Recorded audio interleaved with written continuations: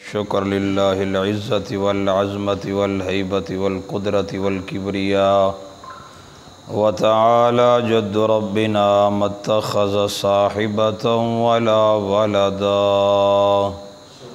شہادۃ ان لا الہ الا اللہ وحدہ لا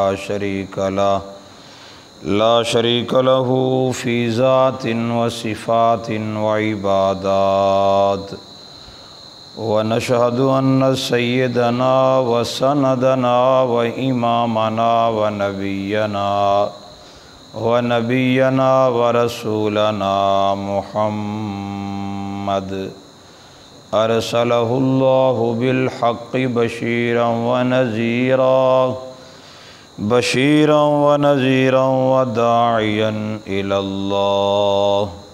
وداعيا إلى الله بإذنه وسراجا منيرا أما بعد فأعوذ بالله من الشيطان الرجيم بسم الله الرحمن الرحيم يا أيها الذين آمنوا اتقوا الله حق تقاته ولا تموتن إلا وأنتم مسلمون واعتصموا بحبل الله جميعا ولا تفرقوا واذكروا نعمة الله عليكم إذ كنتم أعداء فألف بين قلوبكم فأصبحتم بنعمته إخوانا سبحان ربك رب العزة عما يصفون وسلام على المرسلين والحمد لله رب العالمين رب اشرح لي صدري ويسر لي أمري واحلل عقدة من لساني يفقهوا قولي رب زدني علما ورب زدني علما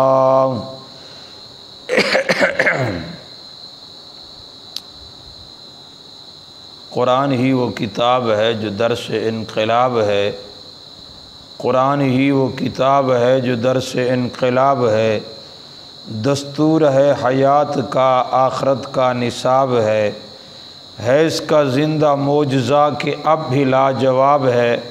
قرآن ہی وہ کتاب ہے جو درس انقلاب ہے۔ مصطفیٰ کے عہد زریں میں کوئی فرقہ نہ تھا، مصطفیٰ کے عہد زریں میں کوئی فرقہ نہ تھا، امت میں ایک بھی شیعہ، ایک بھی سنی، ایک بھی دیوبندی، ایک بھی بریلوی نہ تھا۔ یہ فرقے بعد میں بنے جو سب کے سب بیکار ہیں، ان سے نفرتیں پھیلتی ہیں، باعث آزار ہیں۔ حشر میں فرقے نہیں، عقائد و اعمال دیکھے جائیں گے۔ حشر میں فرقے نہیں، عقائد و اعمال دیکھے جائیں گے۔ جتنے خوش اعمال ہوں گے خوشحال دیکھے جائیں گے۔ کوئی بھی مسلک، کوئی بھی فرقہ کام آ سکتا نہیں۔ نیکیاں جب تک نہ ہوں جنت میں کوئی جا سکتا نہیں۔ سب مسلمانوں کو متحد ہو کر رہنا چاہیے، سب مسلمانوں کو متحد ہو کر رہنا چاہیے۔ چشمہ توحید کے دھارے میں بہنا چاہیے۔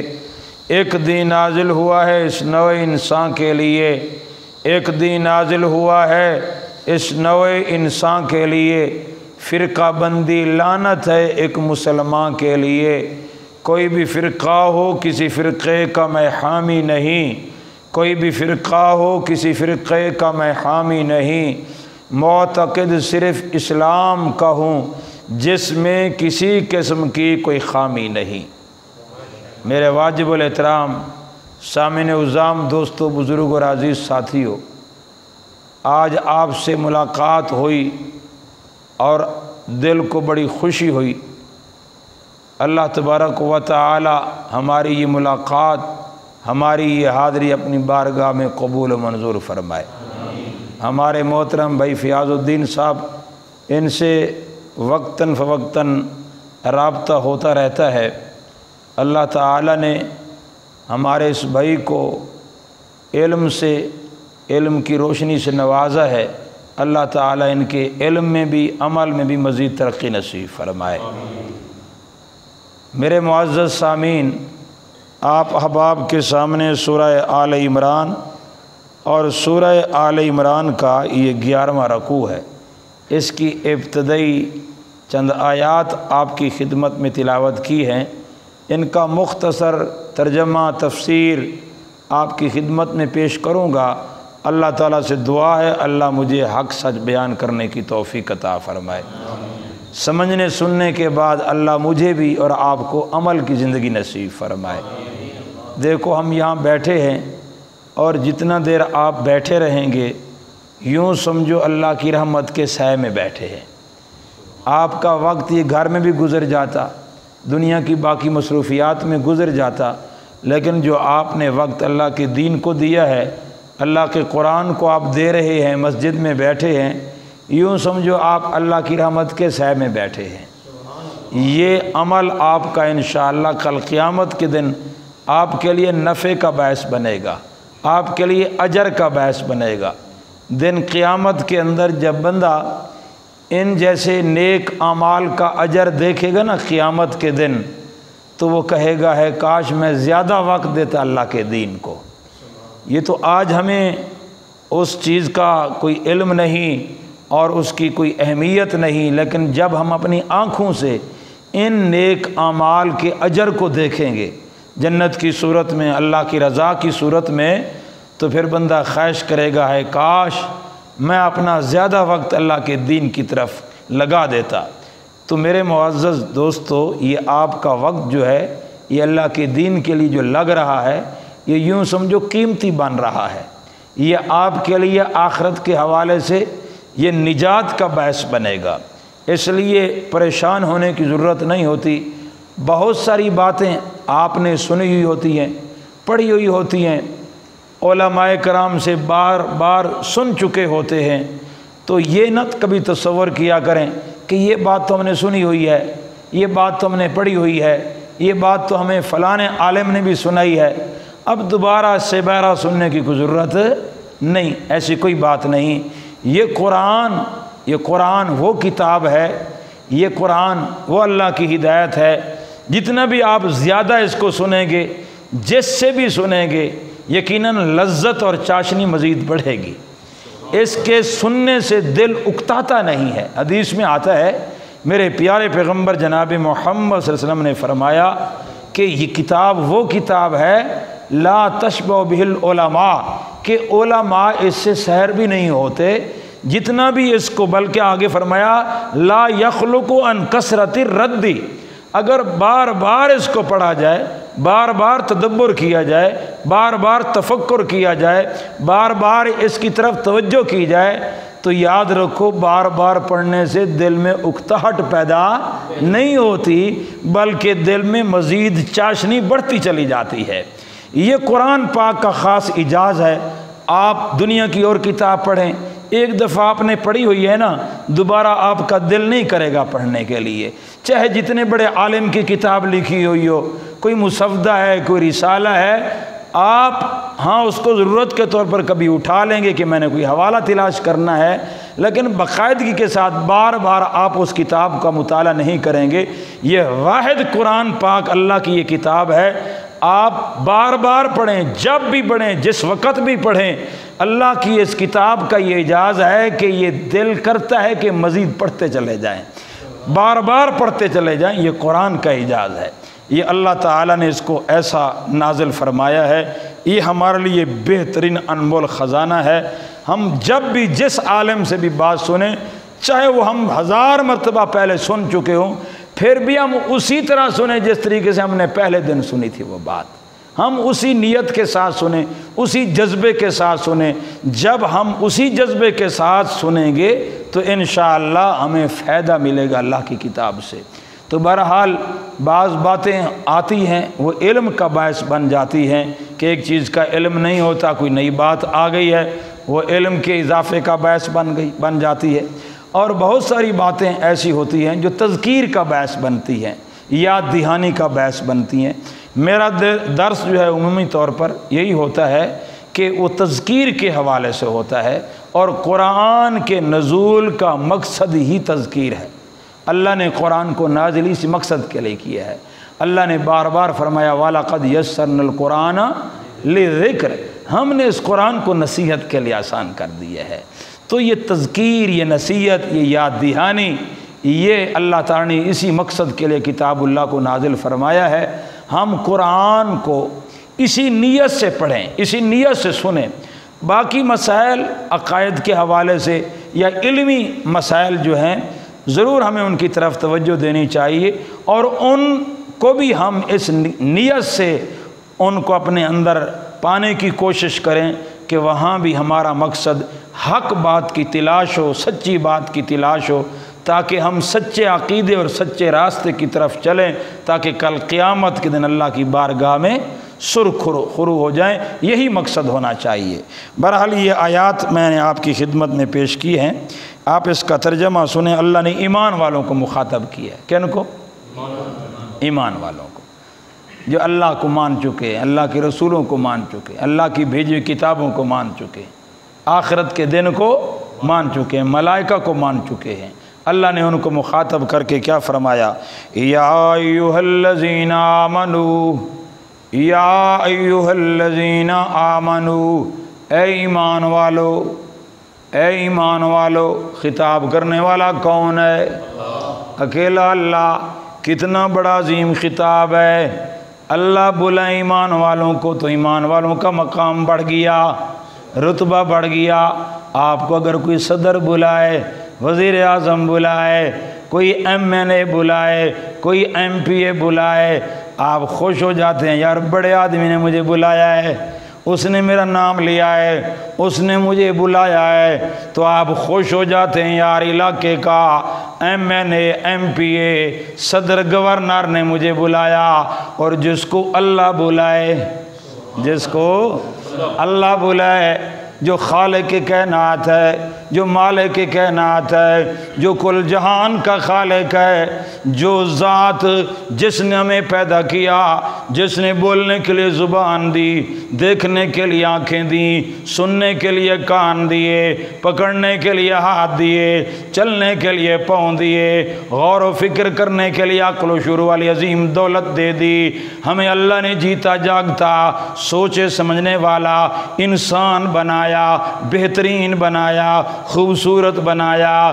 اس نے ہمارے لیے رزق کے بڑے بڑے اسباب پیدا کر دیے، آسمان اس کا، زمین اس کی، درخت اس کے، چرندے پرندے اس کے، یہ تمام پودے اور باغات اور پھل اس نے پیدا کر دیے ہیں۔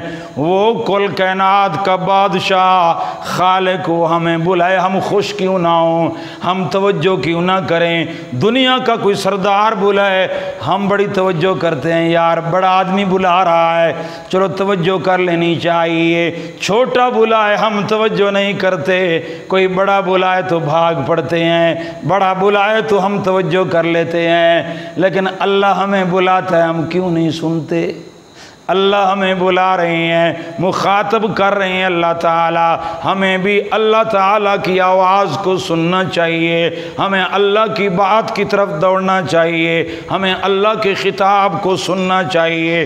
اور اللہ بول رہے ہیں تو قرآن کے ذریعے، اللہ خطاب کر رہے ہیں قرآن کے ذریعے، اللہ مخاطب ہو رہے ہیں قرآن کے ذریعے۔ یہ خطاب قرآن والا کس کا ہے؟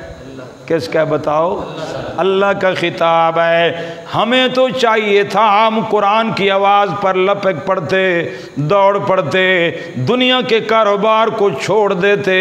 مالک کی آواز لگ رہی ہے، اس کا خطاب ہے، اس کی تقریر ہے، اگرچہ کہنے والا ایک بندہ ہے، لیکن آواز اور آیات اور الفاظ اور وہ تقریر اور خطاب اللہ پاک کی ہے، اللہ رب ذوالجلال کی ہے، لیکن لوگ توجہ توجہ نہیں کرتے، اس لیے تو میرے معزز سامعین ہم ذلت کی کھائیوں میں گرے ہوئے ہیں، اللہ کی باتوں کی طرف توجہ نہیں کر رہے۔ دیکھو اللہ تعالیٰ نے کتنے پیارے انداز میں فرمایا، یا ایھا الذین آمنو، اے ایمان والو، ایمان والو، اتقوا اللہ، اتقوا اللہ، اللہ کا ڈر، اللہ کی خشیت، اللہ کا تقوی اپنے اندر پیدا کر لو۔ اتقوا اللہ، اللہ سے ڈرو جس طرح ڈرنے کا حق ہے۔ تقوی کسے کہتے ہیں؟ اللہ کے خوف سے، اللہ کی نافرمانی سے بچ بچ کے زندگی گزارنا، بچ بچا کے زندگی گزارنا۔ میرے پیارے پیغمبر جناب محمد صلی اللہ علیہ وسلم نے بھی اسی تقوی کی بار بار دعوت دی ہے۔ قرآن کا خلاصہ نکالو، پورے دین کا خلاصہ نکالو، ساری عبادات کا خلاصہ نکالو، سارے دین کا ماخذ اور نچوڑ نکالو تو تقوی بنتا ہے۔ اگر میرا درس، میری تقریر، میری نمازیں، میری باتیں، میرے صدقے، میری خیراتیں، میری قربانیاں اگر مجھے تقوی نہیں دے سکیں تو کوئی فائدہ۔ اصل مجھے منزل تک پہنچنا ہے، میں نے تقوی حاصل کرنا ہے، میں نے اللہ کی نافرمانی سے بچ جانا ہے۔ میں دین پڑھوں تو اس نیت سے، درس دوں تو اس نیت سے، درس سنوں تو اس نیت سے، میں اس کو آگے دعوت کے طور پر پھیلاؤں تو اس نیت سے۔ تقوی مل جائے، تقوی مل جائے۔ نماز کا مقصد تقوی، روزے کا مقصد تقوی، حج کا مقصد تقوی، قربانی کا مقصد تقوی، عبادات کا مقصد تقوی ہے۔ تقوی مل گئی ہے تو سب کچھ مل گیا ہے میرے معزز سامعین۔ اس لیے تو قرآن کہتا ہے ان للمتقین مفازا، کامیاب کون ہیں؟ جو تقوی والے ہیں۔ کون کامیاب ہیں؟ تقوی والے ہیں۔ جنت تقوی والوں کو ملے گی جن کے اندر تقوی ہے، جن کے اندر خشیت ہے، جو اللہ کی نافرمانی سے بچ بچ کر زندگی گزارنے والے، ہر قدم پھونک پھونک کر رکھتے ہیں کہ کہیں اللہ ناراض نہ ہو جائے، مالک ناراض نہ ہو جائے۔ وہ ہر موقع پر تقوی، گھر میں تو تقوی، بازار میں تو تقوی، تجارت میں تو تقوی، سیاست میں تو تقوی، ہر جگہ تقوی کو حاصل کرنے کی کوشش کرتے ہیں۔ میرے معزز سامعین، اگر دین سے مجھے تقوی مل گیا ہے تو سبحان اللہ، کامیابی میرا مقدر بن گئی ہے۔ اس لیے اللہ تعالیٰ فرماتے ہیں مثل الجنت التی وعد المتقون، مثال اور حال اس جنت کا جس کا وعدہ ہم نے متقیوں سے کیا۔ کن سے کیا؟ متقی لوگوں سے، پرہیزگار لوگوں سے، اللہ کی حدود کے اندر رہ کر زندگی گزارنے والے، اپنی خواہشوں کے پیچھے نہیں چلے، اپنے وڈیروں کے پیچھے نہیں چلے، اپنی برادریوں کے پیچھے نہیں چلے، اپنے مولویوں کے پیچھے نہیں چلے، اپنے تمام تر سرداروں کے پیچھے نہیں چلے، اللہ کے احکامات کے پیچھے چل کر پیارے پیغمبر کی اطاعت اور اتباع کر کے زندگی گزاری ہے۔ میرے معزز سامعین، تقوی کو اگر سمجھنا ہے تو حدیث کے اندر میرے پیارے نبی نے بہترین اسلوب کے ساتھ مثال دے کر یہ تقوی کی تشریح فرمائی ہے۔ صحابہ کرام نے پوچھا یا رسول اللہ تقوی کسے کہتے ہیں؟ میرے پیارے نبی نے کیا فرمایا؟ او میرے شاگردو، او میرے صحابیو، یقیناً تم جنگ کے اندر سفر کرتے ہو، دور دراز کا سفر دعوت و تبلیغ کے لیے بھی ہوتا ہے اور جہاد فی سبیل اللہ کے لیے بھی ہوتا ہے۔ یقیناً تمہیں ایسے راستوں سے بھی گزرنا پڑتا ہوگا جس راستے سے دونوں طرف کانٹے دار جھاڑی دار درخت ہوتے ہوں گے، درمیان سے تمہیں گزرنا ہوتا ہوگا، گزرتے ہو یا نہیں؟ صحابہ کرام نے کہا جی جی یا رسول اللہ، بہت سارے مقامات جنگل کے ایسے راستے آ جاتے ہیں، ادھر بھی کانٹے دار جھاڑیاں ہوتی ہیں، ادھر بھی کانٹے دار جھاڑیاں ہوتی ہیں، درمیان سے گزرنا گزرنا پڑ جاتا ہے۔ تو میرے پیارے نبی نے فرمایا صلی اللہ علیہ وسلم کیسے گزرتے ہو؟ تو صحابہ کرام نے عرض کیا یا رسول اللہ ہم اپنے کپڑوں کو دامن کو سمیٹ لیتے ہیں، بچ بچا کے اس راستے سے نکل جاتے ہیں۔ میرے پیارے نبی نے فرمایا صلی اللہ علیہ وسلم، آپ نے فرمایا اسی کا نام تقویٰ ہے، اسی کا نام تقویٰ ہے۔ اگر یہ دنیا، یقیناً یہ دنیا، اس کے ادھر بھی ادھر بھی دونوں طرف گناہوں کی جال کے کانٹے بچھے ہوئے ہیں، یقیناً اس راستے سے ہم نے گزرنا ہے، دنیا سے گزرنا ہے۔ ہر طرف سے کانٹے ہیں، خواہشات کے کانٹے ہیں، بدعات کے کانٹے ہیں، شرک کے کانٹے ہیں، کفر کے کانٹے ہیں، یقیناً بہت سارے کانٹے شیطان ابلیس نے وہ سارے یقیناً پھیلا رکھے ہیں۔ ہم نے اپنی زندگی کے دامن کو ان کانٹوں سے بچا بچا کے نکلنا ہے، بچا بچا کے دنیا سے گزر جانا ہے، اسی کا نام تقویٰ ہے۔ کتنے بہترین اسلوب کے ساتھ میرے پیارے نبی نے، میرے پیارے رسول نے بات سمجھائی ہے۔ ایک دفعہ میرے پیارے نبی نے بڑے بہترین بلیغ انداز کے ساتھ خطبہ دیا، صحابہ کرام بیان کرتے ہیں ایسا بہترین خطبہ، اعلیٰ خطبہ، ظارفت من العیون واجلت منہ القلوب، کہ آپ کے خطبے سے دل کے اندر نرمی پیدا ہو گئی، دل کانپنے لگ گیا، دہل گیا دل، آنکھوں سے آنسو بہنے لگ گئے، اور رسول اللہ اپنا خطبہ مکمل کر کے بیٹھے ہیں تو ایک صحابی کھڑے ہو گئے، یا رسول اللہ او سے نہ مزید ہمیں وصیت کیجئے، مزید ہمیں خطاب کیجئے۔ آپ دوبارہ کھڑے ہوئے اور ایک لفظ آپ نے 3 مرتبہ فرمایا، او میرے صحابیو اتقوا اللہ، کیا فرمایا؟ اتقوا اللہ، اتقوا اللہ، اتقوا اللہ، اللہ کا تقوی، اللہ کی خشیت، اللہ کا ڈر اپنے اندر پیدا کر لو، حق کا تقاتی، جس طرح ڈرنے کا حق ہے ویسے ڈر جایا کرو۔ میرے معزز سامعین، یہ تقوی ہے جو ہر وقت ہمارے ساتھ ہونا چاہیے۔ یہ نہیں کہ مسجد میں تو تقوی، بازار میں اپنی مرضی کرتے رہیں، تجارت میں اپنی مرضی کرتے رہیں، باقی معاملات میں اپنی مرضی کرتے رہیں، نا، یہ تقوی ہر وقت کی ضرورت ہے۔ اس لیے آگے فرمایا وَلَا تَمُوتُنَّ إِلَّا وَأَنْتُمْ مُسْلِمُونَ، نہ مرنا مگر فرما برداری مسلمان ہوتے ہوئے، اللہ کی اطاعت بندگی عبادت کرتے ہوئے، فرما برداری کرتے ہوئے تم نے مرنا ہے۔ معلوم ہوتا ہے تقوی وقتی نہیں ہے بلکہ یہ زندگی کا زیور ہے، یہ ہر موڑ پر ہر وقت اس کی ضرورت ہے۔ اے اللہ تقوی ملے گا کیسے؟ کس جگہ سے تقوی ملے گا؟ کس جگہ سے ہم تقوی کو حاصل کریں گے؟ اللہ نے آگے فرمایا وَاعْتَصِمُوا بِحَبْلِ اللَّهِ، وَاعْتَصِمُوا، سارے مل کے میری رسی کو کیا پکڑو؟ مضبوطی سے پکڑو، سبحان اللہ۔ وَاعْتَصِمُوا بِحَبْلِ اللَّهِ، بحبل اللہ، واعتصموا، یہ اعتصام کا لفظ آیا ہے، امر کا صیغہ ہے۔ آرڈر کس کا ہے؟ حکم کس کا ہے؟ مالک کا حکم ہے، آرڈر اللہ پاک کا ہے۔ اللہ تعالیٰ فرماتے ہیں واعتصموا بحبل اللہ، اللہ کی رسی کو مضبوطی سے تھام لو۔ یہ رسی سے مراد اللہ کا قرآن ہے، رسی سے مراد اللہ کی کتاب ہے۔ خود حدیث کے اندر آیا ہے، رسول اللہ صلی اللہ علیہ وسلم نے فرمایا حبل اللہ سے مراد ہے یا کتاب اللہ، ہے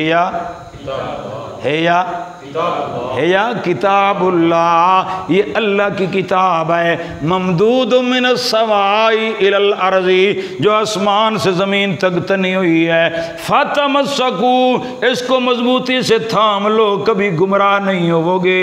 رسول اللہ صلی اللہ علیہ وسلم نے ایک دوسری حدیث میں بیان فرمایا ہے، 21 صفتیں قرآن پاک کی بیان کی ہیں، اس میں ایک صفت بیان کی کہ قرآن وہ کتاب ہے یا حبل اللہ المتین، یہ اللہ کی مضبوط رسی ہے، یہ اللہ کی مضبوط، ایک سرا اس کا اللہ کے ہاتھ میں ہے، دوسرا سرا مومن کے ہاتھ میں ہے۔ اگر قرآن کا دامن پکڑ لے، قرآن کی رہنمائی میں چلنے لگ جائے، قرآن کی روشنی میں چلنے لگ جائے، قرآن کا دامن پکڑتے ہوئے زندگی گزارنے لگ جائے، کبھی گمراہ نہیں ہوگا۔ یقین جانیے کیوں گمراہیاں پھیل جاتی ہیں؟ ہم قرآن کا دامن چھوڑ دیتے ہیں، قرآن والی رسی کو چھوڑ کر ہم نے اپنی رسیاں بنا لی ہیں۔ ہر فرقے کی اپنی اپنی رسی ہے، ہر مکتب فکر کی اپنی اپنی رسی ہے، اور قرآن والی رسی کو ہم نے چھوڑ رکھا ہے، اور ہم نے کہا یہ قرآن جو ہے یہ تو مردوں کے لیے آیا، یہ تو شبینوں کے لیے آیا، یہ تو تعویذوں کے لیے آیا، یہ تو دم درودوں کے لیے آیا، یہ تو قبروں پر پڑھنے کے لیے آیا۔ ہم نے اللہ کی کتاب سے ہدایت حاصل نہ کی، روشنی حاصل نہ کی، نتیجہ یہ نکلا کہ لوگوں نے قرآن کی رسی کو چھوڑ دیا اور اپنی رسیاں بنا لی، اور اسی کی دعوت دے رہی ہیں، اسی کی تبلیغ کر رہی ہیں، اور اسی پر عمل کروا رہی ہیں۔ میرے معزز سامعین، جب تک ہم رجوع القرآن نہیں کریں گے اللہ کی طرف سے رحمت کے فیصلے نہیں ہو سکتے۔ میرے دوستو، وَاعْتَصِمُوا بِحَبْلِ اللَّهِ، سارے مل کر، جمیعا، سارے اکٹھے ہو کر اللہ کی کتاب کو مضبوطی سے تھامو۔ مضبوطی سے تھامنے کا کیا مطلب ہے؟ اعتصام، سبحان اللہ، قرآن کے لیے جو الفاظ ہیں زبردست الفاظ ہیں۔ میرے بھائی فیاض الدین صاحب اس لغت کے حوالے سے اور اس کے ورلڈ کے حوالے سے وہ اچھی طرح اس کا علم رکھتے ہیں۔ قرآن میں تمسکو کے الذین یمسکون بالکتاب، میرے معزز سامعین، تمسک، اعتصام، یہ الفاظ اللہ پاک نے بیان فرمائے ہیں۔ اس میں کتنا زور ہے، کتنی طاقت ہے۔ اللہ تعالیٰ نے اس لیے اعتصام اور تمسکو کا حکم دیا ہے کیونکہ جب تم قرآن کو پکڑو گے مخالفتیں ہوں گی، قرآن کو پکڑو گے، قرآن کی رسی پر عمل کرو گے، قرآن والے عقائد اپناؤ گے، اپنے پرائے ہوں گے، رشتہ دار بھی دور ہو جائیں گے، لوگ فتوے بھی لگائیں گے، لوگ گالیاں بھی دیں گے، لوگ قسم و قسم کا استہزاء بھی کریں گے، مذاق بھی کریں گے۔ اس وقت پتہ چلے گا کہ الذین یمسکون، کہ تمسک بالکتاب ہے کہ نہیں ہے، کہ کہیں رشتہ داری کے دھارے میں بہ کر یا فتووں سے ڈر کر یا مولویوں کے تمام تر باتوں اور پھبتیوں اور استہزاء کو سن کر کہیں اللہ کی کتاب کا دامن چھوڑ تو نہیں دیتا۔ میرے معزز سامعین، یہ امتحان ہوتا ہے۔ قرآن کا دامن پکڑنے والا، قرآن کے ساتھ اعتصام کرنے والا، قرآن کو کے ساتھ تمسک کرنے والا، میرے معزز سامعین، اس کے اوپر امتحان آتے ہیں۔ ان امتحانوں کے اندر اگر پاس ہو جائے بندہ، بابا ناراض ہو رہا ہے، بابا ناراض ہو جائے، برادری ناراض ہو جائے، رشتہ دار ناراض ہو جائیں، کوئی پرواہ نہیں ہے، لیکن میں نے اللہ کی کتاب کا دامن نہیں چھوڑنا، نہیں چھوڑنا، زندگی بھر نہیں چھوڑنا۔ ادب کریں گے، احترام کریں گے، عزت کریں گے، بابے کی عزت کریں گے، اماں کا احترام کریں گے، دنیاوی ضروریات پوری کریں گے، سب کے ساتھ اچھا سلوک کریں گے، اچھے اخلاق سے پیش آئیں گے، ان کے ساتھ ہم دنیاوی اعتبار سے ہر لحاظ سے تعاون کریں گے، بلکہ بہترین انسان کی حالت میں ان کے سامنے پیش آئیں گے تاکہ وہ ہماری طرف رجوع کریں، قرآن کی طرف رجوع کریں۔ لیکن دین کے معاملے میں اگر وہ ہمارا استہزاء کرتے ہیں، سوشل بائیکاٹ کرتے ہیں، ہمیں گالیاں دیتے ہیں، گھر سے نکال دیتے ہیں، سب مصیبتیں، ساری پریشانیاں برداشت کر لو، اللہ کی کتاب کا دامن کی صورت میں نہ چھوڑو۔ یہ ہے ایمان میرے معزز سامعین، یہ ہے اعتصام بھی، وَاعْتَصِمُوا بِحَبْلِ اللَّهِ جَمِيعًا۔ اور پھر فرمایا میرے معزز سامعین، اللہ تعالیٰ نے آگے فرمایا وَلَا تَفَرَّقُوا، وَلَا فرقہ فرقہ نہ ہو جاؤ، قرآن سے الگ نہ ہو جاؤ، تفرقے میں مبتلا نہ ہو جاؤ۔ قرآن اجتماعیت کا درس دیتا ہے، قرآن اتحاد کی کتاب ہے، قرآن ایک دوسرے کے ساتھ محبت پیدا کرنے کی یہ کتاب ہے۔ اللہ نے فرمایا وَلَا جمیعہ سے بات سمجھ میں آ گئی تھی، اکٹھے ہو کر پکڑو، بات تو سمجھ آ گئی تھی ولا تفرقو، لیکن آگے اللہ نے فرمایا خیال کرنا ولا تفرقو، فرقہ فرقہ۔ آج ہم نے اللہ کی بات مانی؟ اللہ کی بات کو تو کسی نے مانا ہی نہیں ہے۔ اللہ نے ایک نام ہمارا رکھا ہے اور اس نام کو بندے تسلیم کرنے کے لیے تیار نہیں۔ اپنی مسجد کے اندر اس کو لکھنے کے لیے، وہ کہنا تو دور کی بات، لکھنے کے لیے بھی تیار ہے نہیں ہوتے۔ ہم کہتے ہیں یہاں لکھو ہوا سماکم المسلم، آیت ہے نا قرآن پاک کی، ہے کہ نہیں ہے؟ اللہ نے ہمارا نام رکھا کہ نہیں رکھا؟ اگر تمام یہ مسلمان فرقے جتنے بھی ہیں اپنی باقی شناخت کو دفن کر دیں، دیوبندیت، بریلویت، شیعت، اہل حدیثیت، جو بھی انہوں نے اپنے نام رکھے ہوئے ہیں، یہ ان کے اپنے نام رکھے ہوئے ہیں، اگر اللہ کے نام کو قبول کر لیں، اللہ کے رکھے ہوئے نام کا دامن پکڑ لیں، یاد رکھو یہ پہلی چیز ہے وَاعْتَصِمُوا بِحَبْلِ اللَّهِ کے اندر کہ جو اللہ پاک نے ہمارا نام رکھا ہے مسلمان، ہمیں چاہیے کہ ہم اس کے علاوہ کوئی اور ہمارا تعارف نہیں ہونا چاہیے۔ جب لوگ پوچھتے ہیں آپ کون کس فرقے کے ساتھ، ہم کہتے ہیں ہم مسلمان ہیں، اللہ نے ہمارا نام، اور پھر بھی تو بتاؤ مسلمان تو سارے ہیں، مسلمان تو پھر بھی تو بتاؤ یار۔ ہم کہتے ہیں یار پھر کیا بتائیں، ہم تو سے مسلمان ہیں، اللہ نے نام رکھا نہیں یار وہ تو سارے کہتے ہیں ہم مسلمان ہیں، آپ کو بتانا پڑے گا آپ دیوبندی ہیں، آپ بریلوی میں پوچھنے والا دیوبندی ہو، میں کہوں میں بریلوی ہوں، وہ کہے گا او یہ تو کیا ہے مشرک ہے، یہ فلانا ہے، یہ ایسا ہے ویسا ہے، اس میں دراڑ پڑ جائے گی، فتنہ کھڑا ہو جائے گا، دل کے اندر نفرت پیدا ہو گئی نا۔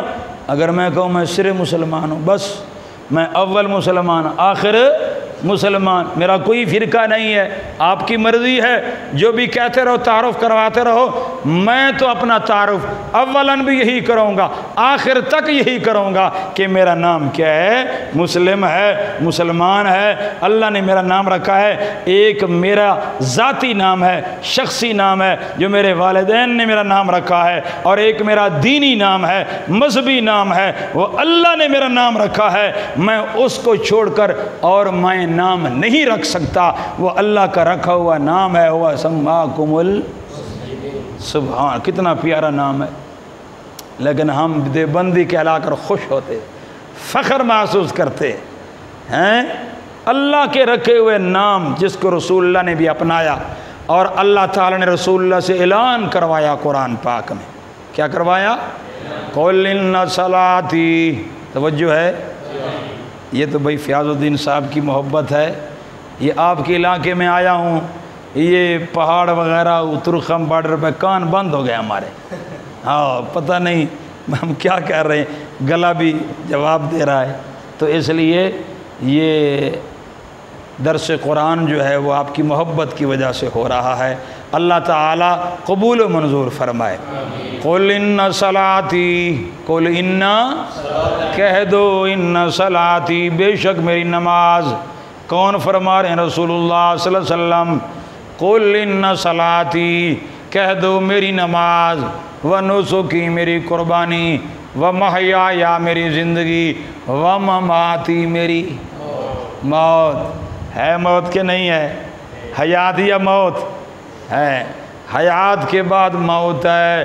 اللہ کے رسول صلی اللہ علیہ وسلم فرما رہے ہیں میری زندگی کا آخری سانس، ومماتی میری موت، للہ کس کے لیے؟ کس کے لیے؟ کون فرما رہے ہیں؟ میرے نبی فرما رہے ہیں صلی اللہ علیہ وسلم، وہ فرما رہے ہیں میری نماز بھی للہ، میری قربانی بھی للہ، میں زندگی کا کون سا شعبہ آپ کو بتاؤں؟ فرمایا بس یہ کہہ سکتا ہوں محیایا، میری زندگی کا ایک ایک سانس للہ، میری موت بھی للہ۔ جس نبی کا سب کچھ للہ ہو، اس کے امتی کا بھی سب کچھ کس کے لیے ہونا چاہیے؟ اللہ کے لیے ہونا چاہیے، یہ نہیں کہ نبی کا تو سب کچھ اللہ کے لیے اور امتی کا ہو جائے نبی کے لیے، امتی کا ہو جائے کسی پیر کے لیے، کسی بزرگ کے لیے، کسی مزار والے کے لیے۔ نا نا نا نا، میرے پیارے پیغمبر کا اعلان، میرے پیارے نبی کا اعلان، میری زندگی کا ایک ایک لمحہ للہ للہ للہ للہ رب العالمین، جو سارے جہان کا پالنے والا ہے، لا شریک لہو، اس کا کوئی شریک، اس کا کوئی شریک نہیں ہے، اس کی ذات میں کوئی شریک نہیں، اس کی صفات میں کوئی شریک نہیں۔ وَبِذَالِكَ أُمِرْتُ وَبِذَالِكَ أُمِرْتُ أَنَا أَوَّلُ الْمُسْلِمِينَ، مجھے اللہ نے حکم دیا ہے، میں سب سے پہلا مسلمان، میں سب سے پہلا فرمانبردار۔ رسول اللہ فرما رہے ہیں انا اول المسلمین۔ ابراہیم علیہ السلام کے بارے میں رب کا اعلان سنو، یہودیوں نے کہا ابراہیم ہمارے مذہب کے تھے، عیسائیوں نے کہا ہمارے مذہب کے تھے، رب کا اعلان قرآن میں آیا، اللہ نے فرمایا ما کان ابراہیم یہودی ولا نصرانیہ، ابراہیم علیہ السلام نہ یہودی نہ عیسائی، ولیکن کان حنیفا،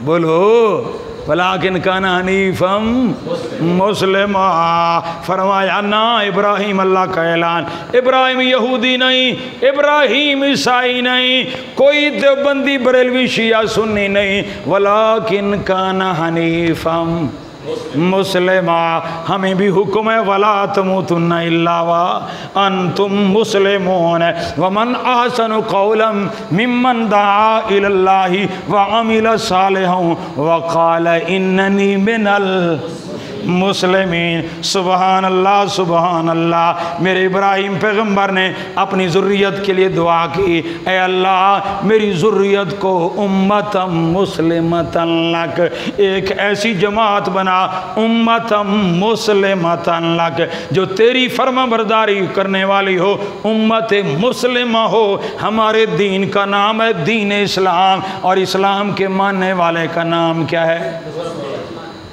مسلم۔ سبحان اللہ سبحان اللہ۔ اللہ ہمیں اس نام کی لاج رکھنے کی توفیق عطا فرمائے، اللہ فرقہ واریت سے بچائے۔ فرقے کی سب سے پہلی بنیادی بات یہ ہوتی ہے کہ اللہ کے نام کو چھوڑا اور اپنے نام رکھ لیے۔ یہ نام اپنے جو دینی اور مذہبی حوالے سے رکھے ہیں، یہ فرقے کی بنیاد ہم نے رکھ دی ہے، فرقے کی بنیاد رکھ دی ہے۔ کم از کم بندہ اس کو تو بڑے اچھے طریقے سے سمجھنے کی کوشش کرے کہ اللہ تعالیٰ نے اس کے اندر فرقہ واریت کی سختی سے نفی کی ہے۔ میں نے اپنے درس کے اندر بھی اشعار اسی حوالے سے پڑھے۔ اللہ تعالیٰ نے کیا فرمایا؟ وَلَا تَفَرَّقُوا، فرقہ فرقہ نہ ہو جاؤ۔ اللہ نے قرآن پاک کو رسی سے کیوں تعبیر کی ہے؟ رسی کا کام کیا ہوتا ہے؟ رسی کا کام ہوتا ہے بکھری ہوئی چیزوں کو اکٹھا کر کے باندھ دینا۔ کیا کرنا؟ باندھ دینا، تاکہ وہ بکھرنے سے کیا ہو جائیں؟ بچ جائیں۔ تو اللہ تعالیٰ فرماتے ہیں اگر فرقہ واریت سے بچنا چاہتے ہو نا، تم اگر فرقہ فرقہ الگ الگ ہونے سی اس لعنت سے بچنا چاہتے ہو تو میری رسی میں آ کر بندھ جاؤ، یہ قرآن تمہیں اکٹھا کر دے گا۔ یہ قرآن والی رسی کا کام ہوتا ہے اکٹھا کر دینا، مضبوط کر دینا، اور جو کٹھے ہو جائیں ان کو کوئی توڑ سکتا نہیں ہے۔ اللہ فرما رہے ہیں تم قرآن کی رسی میں آ جاؤ، کوئی تمہارے اوپر غالب نہیں ہوئے گا۔ وَأَنْتُمُ الْأَعْلَوْنَ إِن كُنْتُمْ مؤمنین، اگر تم مومن ہو، قرآن کی رسی کو مضبوطی سے تھامنے والے ہو، تو یاد رکھو تم کبھی مغلوب ہو سکتے نہیں ہو۔ میرے دوستو، اللہ نے اس لیے قرآن کو رسی سے تعبیر کیا ہے، اس کے اندر بندہ بندھ جائے، اس کو مضبوطی سے تھام لے، یاد رکھو وہ کبھی فرقوں کے اندر نہیں بڑھ سکتا، وہ اللہ تعالیٰ کی رہنمائی اور اس کی دی ہوئی روشنی کے اندر چلتا رہتا ہے۔ میرے دوستو، آگے اللہ تعالیٰ نے جو بات فرمائی ہے ذرا غور سے سنیے۔ اللہ تعالیٰ نے کیا فرمایا؟ وَاعْتَصِمُوا بِحَبْلِ اللَّهِ جَمِيعًا وَلَا تَفَرَّقُوا، آگے فرمایا وَاذْكُرُوا نِعْمَةَ اللَّهِ، وَاذْكُرُوا، یاد کرو اللہ کی نعمت کو۔ اللہ کی کون سی نعمت؟ اللہ کا قرآن، یہ اللہ کی کیا ہے؟ اس کو سامنے رکھو، اس کو یاد کرو۔ علیکم، جو اللہ نے تمہارے اوپر یہ نعمت کی ہے، اذ کنتم آدان، صحابہ کرام کو مخاطب کر کے فرمایا وہ وقت یاد کرو جب تم آپس میں دشمن تھے، آدان، آپس میں تمہاری لڑائیاں ہوا کرتی تھیں، دشمنیاں ہوا کرتی تھیں، فَأَلَّفَ بَيْنَ قُلُوبِكُمْ، اللہ تعالی نے تمہارے دلوں میں الفت ڈال دی، محبت پیدا کر دی، فَأَصْبَحْتُمْ بِنِعْمَتِهِ إِخْوَانًا، اور تم قرآن کی نعمت سے بھائی بھائی بن گئے۔ کس نعمت سے؟ قرآن کی نعمت سے بھائی بھائی بن گئے۔ قرآن جوڑنے کے لیے آیا ہے، توڑنے کے لیے؟ جوڑنے کے لیے آیا ہے نا، توڑنے کے لیے نہیں آیا۔ قرآن جوڑنے کے لیے آیا ہے۔ قرآن والا، قرآن کو سمجھنے والا، قرآن کا دامن پکڑنے والا نفرتیں نہیں کرتا، قرآن پڑھنے والا بغض نہیں رکھتا، قرآن پڑھنے والا، قرآن کا دامن پکڑنے والا کینے سے پاک ہوتا ہے، حسد سے پاک ہو جاتا ہے، ان تمام طرح اخلاق کی رذائل اور تمام طرح غلاظتوں سے پاک ہو جاتا ہے۔ قرآن کا دامن پکڑنے والا یقیناً ہر ایک سے الفت رکھتا ہے۔ اگر کوئی مجرم بھی ہے اس کے جرم سے نفرت ہوتی ہے، مجرم سے نہیں ہوتی۔ وہ تو اس طرح اس کا علاج کرتا ہے جس طرح ڈاکٹر مریض کا کیا کرتا ہے؟ علاج کرتا ہے۔ ڈاکٹر جب مریض کا علاج کرتا ہے وہ مریض کا دشمن نہیں ہوتا، وہ اس کا کیا ہوتا ہے؟ خیر خواہ ہوتا ہے۔ مرض سے اس کو دشمنی ہوتی ہے، مریض سے دشمنی۔ ہمیں بھی ایسا کرنا چاہیے۔ یہ قرآن ہمیں یہی تعلیم دیتا ہے، ہمارے دل میں نفرت نہ ہو، بغض نہ ہو، حسد نہ ہو، یہ تمام تر غلاظتیں قرآن نکال بار پھینک دیتا ہے۔ قرآن والا باخلاق ہوتا ہے، قرآن والا با کردار ہوتا ہے، قرآن والا محبت دینے والا ہوتا ہے، کیونکہ صحابہ کرام کی اللہ تعالی نے یہی صفت بیان کی ہے، فَأَصْبَحْتُمْ بِنِعْمَتِهِ إِخْوَانًا، کہ قرآن کس نعمت کے آنے سے کیا بن گئے؟ اگر کوئی اختلاف ہو بھی جائے نا علمی طور پر تو اس اختلاف کو اختلاف کی حد تک رکھو، نفرت نفرت ایک آدمی قرآن کا دامن پکڑے ہوئے ہے، فرقہ واریت سے پاک ہے، شرک کی غلاظتوں کو اس نے چھوڑ رکھا ہے، اگر اس سے کوئی علمی اختلاف ہو گیا ہے تو اس سے کاٹ آف کر لیا جائے یا اس کے اوپر فتوے جاری کر کے اس کو عضو معطل بنا دیا جائے؟ نہ، قطعا نہیں میرے دوستو، ایسا طریقہ ہمیں نہیں اختیار کرنا چاہیے۔ ہمیں اگر اس سے کوئی علمی اختلاف ہو گیا ہے اس کے پاس بیٹھیں، اس کے قریب بیٹھیں، اس کی غلطی کی ہم اصلاح کرنے کی کوشش کریں، اور ہم اپنے آپ کو بھی عقل کل کبھی نہ سمجھیں، ہم بھی انسان ہیں، ہم سے بھی غلطی ہو سکتی ہے۔ جب ہم ایک طالب علم کی حیثیت سے ایک دوسرے کی غلطی کی اصلاح کریں گے، انشاءاللہ اللہ تعالی ہماری غلطیوں کی اصلاح فرما دیں گے۔ ہمیں غلطی پر اللہ تعالیٰ قائم نہیں رکھیں گے، لیکن نیت صاف ہو، ارادہ اللہ کی رضا کا ہو، آخرت کی فکر کا ہو۔ میں سمجھتا ہوں اگر غلطی پر بھی ہوگا اللہ معاف کر دے گا، کرے گا نہ کہ نہیں کرے گا، کیونکہ اس کے دل میں بغض نہیں ہے، فرقہ واریت اور ضد موجود نہیں ہے۔ اللہ تو دلوں کی حالت کو جانتا ہے کہ میرا بندہ جستجو کر رہا ہے، تحقیق کر رہا ہے، محنت کر رہا ہے میری رضا کے لیے، ضد نہیں ہے، حسد نہیں ہے، کینہ نہیں ہے، بغض نہیں ہے، لیکن اس کے اندر جستجو ہے کہ میں اللہ کی بات تک پہنچ جاؤں، اللہ کی منشا تک پہنچ جاؤں، اللہ کی بات کو سمجھنے والا بن جاؤں۔ اگر اس نیک نیتی کے ساتھ تحقیق کرتے ہوئے کہیں تھڑک گیا ہے، کہیں لغزش ہو گئی ہے، اللہ اس کی لغزش بھی کیا کر دے گا؟ نہیں کرے گا، کر دے گا میرے دوستو۔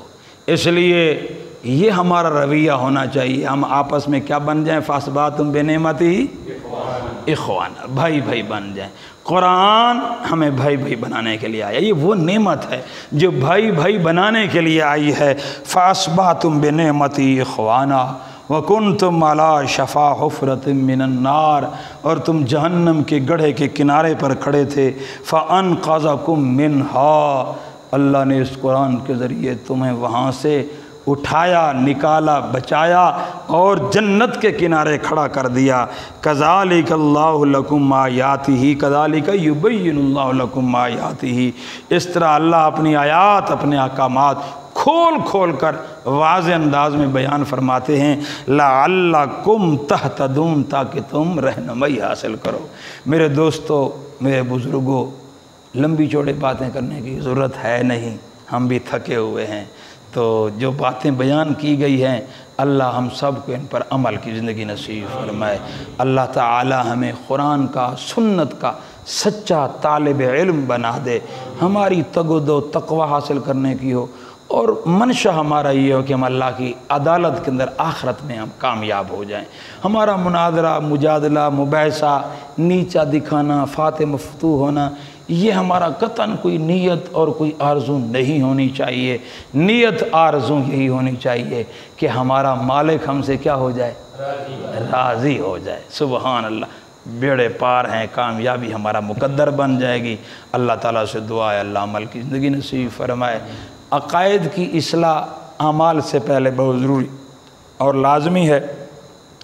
سرسری طور پر قرآنی عقائد کو میں تھوڑا سا وقت مختصر بیان کرتا ہوں۔ توحید کے معاملے میں ویسے تو الحمدللہ ہم پکے ہیں، الحمدللہ اللہ تعالیٰ ہمیں اسی پر مضبوط رکھے۔ ہم اپنے عقائد کے اندر توحید کے کبھی شرک ہمارے عقائد میں نہ آئے۔ تو یہ دجال کے متعلق جو عقیدہ رکھا جاتا ہے نا کہ وہ بارشیں برسائے گا، کھیتیاں اگائے گا، یا وہ مردوں کو زندہ کرے گا، اس کی ایک ہاتھ میں جنت اور جہنم، دوسرے ہاتھ میں جہنم ہوگی، یہ تصور جو ہے، یہ عقیدہ جو ہے، یہ توحید کے عقیدے کے کیا ہے؟ خلاف ہے۔ یہ بات یاد رکھیں، یہ توحید کے کیا ہے؟ خلاف ہے۔ قرآن کیا کہتا ہے؟ اللہ نے اپنی الوہیت کو منوانے کے لیے نا، اللہ تعالیٰ نے یہی دلیلیں بیان کی ہیں۔ اللہ تعالیٰ فرماتے ہیں ذرا دیکھو میری یہ بادل، ان سے بارشیں کون برساتا ہے؟ ان بارشوں سے پودے اور پھل بوٹے کون ہے پیدا کرنے والے؟ یہ اللہ دلیلیں دے رہے ہیں اپنی الوہیت پر۔ اگر یہ اللہ صفتیں دے دے، طاقتیں دے دے دجال کو، تو اللہ کی الوہیت رہے گی؟ اللہ وحدہ لا شریک رہے گا؟ نہیں، پھر تو دجال بھی شریک ہو جائے گا۔ تو اس لیے اللہ نے اپنی الوہیت والی صفات کا کسی کو مالک اور اختیار کسی کو نہیں دیا۔ نظریہ مردوں کے سما کا قائل ہونا کہ قبر میں سنتے بھی ہیں، دیکھتے بھی ہیں، وجوتوں کی آٹ بھی سنتے ہیں، انبیاء قبر میں زندہ ہوتے ہیں، اولیاء زندہ ہوتے ہیں، یہ وہ سارے عقائد و نظریات ہیں جو قرآنی آیات سے بھی متضاد اور متعارض آتے ہیں، اور یہ توحید کے بھی خلاف ہیں۔ حی القیوم ذات ہے تو کس کی؟ اللہ کی۔ اللہ کے علاوہ کوئی حی القیوم نہیں ہے، کوئی حی القیوم نہیں ہے۔ اللہ کی ذات ہی الحی ہے، القیوم ذات ہے۔ میرے معزز سامعین، وسیلے کا یہ عقیدہ رکھنا کہ انبیاء کے واسطے سے، وسیلے سے دعائیں کی جائیں تو دعائیں قبول ہوتی ہیں، یاد رکھو۔ قرآن کی دعائیں ہوں، حدیث کی دعائیں ہوں، آپ دیکھ لیں کہیں بھی وسیلہ اور واسطے کا ذکر نہیں ہے۔ ربنا آتنا فی الدنیا حسنہ وفی الآخرۃ حسنہ وقنا عذاب النار ربنا ظلمنا انفسنا وإن لم تغفر لنا وترحمنا۔ کہاں سے دعا شروع؟ ربنا سے۔ یہ حدیث میں آیا اللہم سے، قرآن میں بھی اللہم ہے، احادیث میں بھی آیا ہے اللہم بسمک اموت وَأَحْيَا اللہم افتح لی ابواب رحمتک اللہم انی اسألک من فضلک۔ میرے دوستو، دعا حدیث کی ہو، دعا قرآن کی ہو، اللہم سے یا ربنا سے شروع ہو رہی ہے، درمیان میں اللہ نے لفظوں کا واسطہ ہی قبول نہیں کیا۔ ربنا یا ربنا ہونا چاہیے تھا، حرف ندا یا کو بھی اللہ نے حذف کر دیا ہے کہ ڈائریکٹ تیری زبان سے پہلا جملہ نکلے تو رب کا نکلنا چاہیے، کہ اللہ نے لفظ کا بھی جملہ، لفظ کا بھی واسطہ اللہ تعالیٰ نے نہیں رکھا، تو ہمیں ڈائریکٹ اللہ کو پکارنا چاہیے۔ واسطے وسیلے اللہ کے سامنے پیش کرنا یہ اللہ کی قدر نہیں ہے، ما قدر اللہ حق قدر ہی۔ تو بہرحال اور بھی بہت سارے عقائد، وہ تو آپ کو معلوم ہے، ماشاءاللہ علمی شخصیات یہاں آتی رہتی ہیں اور گزر بھی چکی ہیں، جنہوں نے بڑی محنت شاقہ سے دین اور توحید کا یہاں درس دیا ہے، دین اسلام کو پھیلایا ہے۔ اللہ تعالیٰ ان شخصیات کو خاص طور پر ہمارے محترم تجلی خان صاحب مرحوم مغفور کو اللہ مغفرت فرمائے، ان کے درجات کو اللہ بلند فرمائے، انہوں نے جو تحریری تصنیفی اور باقی محنت کی اللہ قبول و منظور فرمائے، ان کی ذریت کو، ان کے بھائیوں کو، ان کی تمام تر آنے والی نسلوں کو اللہ تعالیٰ توحید والا قرآن والا بنا دے۔ سبحان ربک رب العزت عما یصفون وسلام علی المرسلین والحمد للہ رب۔ جزاکم اللہ۔